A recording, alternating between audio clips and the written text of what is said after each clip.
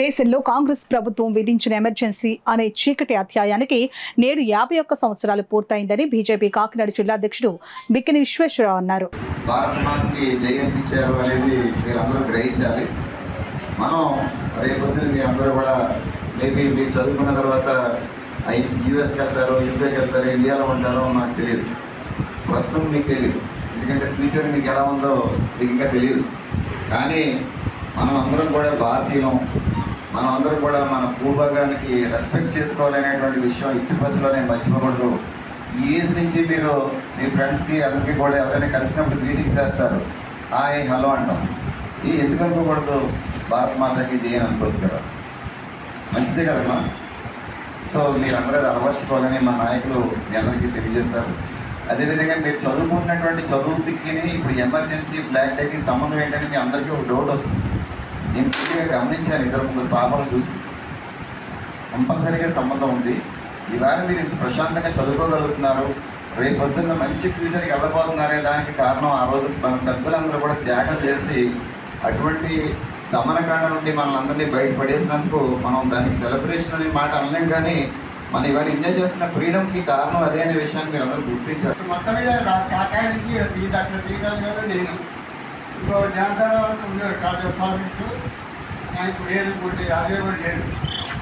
అసలు దేవుడు ఆలోచనకు వచ్చి ఇంకా బతుకున్నాను. కారణం అంటే ముందు ఆరోగ్యం ప్రధానం, ఆయనకు ఆరోగ్య మహాభాగ్యం అన్నాడు. దానికి కారణం చెప్తాను, చిన్న 5 నిమిషాలే మాట. మనం టైం మెయింటైన్ చేయాలి ప్రతిదానికి. మార్నింగ్ లేవగానే 5 o'clock లేవాలి అందరూ. కాన్ఫిట్ అయిన తర్వాత అక్కడ యోగాసనాలు, 10 ఆసనాలు. నేను ఎక్కడి నుంచి అంటే హైదరాబాద్ వెళ్ళి స్వామి ఉన్నాడు, నాకు వెళ్ళైపోయింది. అప్పుడు అప్పటికి వెళ్ళైపోయింది. దాంతో ఆయన బాబు నేను 10 చెప్తాను, ఎక్కువ చేయకున్నాడు. 10 చెప్పాను. ఆ 10 ఆసనాలు రోజు చేస్తున్నాను కనీసం. నాకు వచ్చిన అందరికీ ఉద్యోగం నేర్పుతాను. చాలా ఆడవాళ్ళు వస్తుంది నేర్పుతాను. అలా నేను హెల్తీ వెల్కాల్సి ముందు హెల్త్ గురించి ఆలోచించాను. ఇందిరాగాంధీ గారు పార్లమెంట్కి ఓడిపోయినటువంటి సమయం, ఓడిపోయిన తర్వాత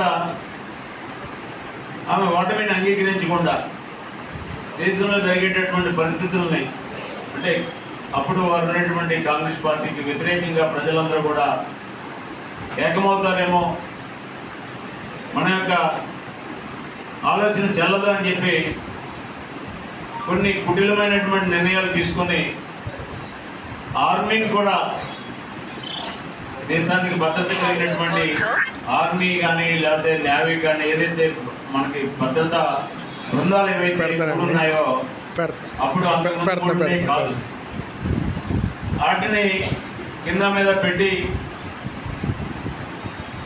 పార్లమెంట్లో ఉండేటటువంటి మెజార్టీని వాడుకొని రాష్ట్రపతి గారి ఆమోదం లేకోకుండా, అంటే వారు అందుబాటులో కూడా లేరు కానీ ఏదో లెటర్ మీద పర్మిషన్ ఉందని చూపిస్తారు. ఎన్నికల్లో జరిగిన మోసంపై ఇందిరాగాంధీ హైకోర్టులో కేసు నమోదైంది. దేశంలో ఆర్థిక సంక్షోభం, ద్రవ్యోల్బణం మరియు అసంతృప్తితో కూడిన వాతావరణం, ఏబీవీపీ నేపథ్యంలో దేశవ్యాప్తంగా విద్యార్థి ఉద్యమం జూన్ 12, 1975 ఇందిరాగాంధీని దోషిగా నిర్ధారించిన అలహాబాద్ హైకోర్టు 6 సంవత్సరాల పాటు ఎన్నికల్లో పాల్గొనకూడదని, ప్రజాస్వామ్య పదవులు నిర్వహించకూడదంటూ నిషేధం కలిగించింది.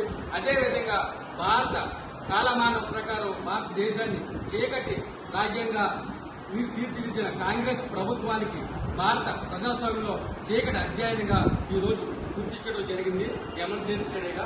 ఈ కార్యక్రమం ఇంత దిగ్విజయంగా వచ్చిన పెద్దలకు, వివిధ భారతీయ జనతా పార్టీ నాయకులకు, అదేవిధంగా ప్రగతి కాలేజ్, డిగ్రీ కాలేజ్ యాజమాన్యానికి కూడా మేమందరూ కూడా పేరు పేరున ధన్యవాదాలు.